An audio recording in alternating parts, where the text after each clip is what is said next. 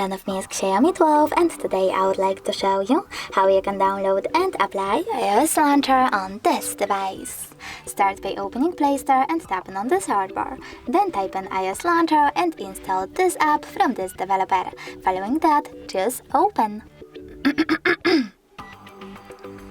Now you need to wait for the pop-ups and select while using the app and allow in all of them. So while using the app, allow. And now choose Home button. Over here, go into Settings, scroll down and choose Apps section. Then click on Manage Apps and click on those three dots at the top right corner. From here, select Default Apps and tap on Launcher. Now apply your iOS launcher by clicking on it, choosing Home button and tapping on Got It in the pop-up. As you can see, Apple layout was applied successfully on my Xiaomi. But you can always switch between your layouts by going into the same settings and tapping on System Launcher or iOS one. Thanks so much for watching. If you enjoyed this video, leave a like, comment and definitely subscribe. Bye!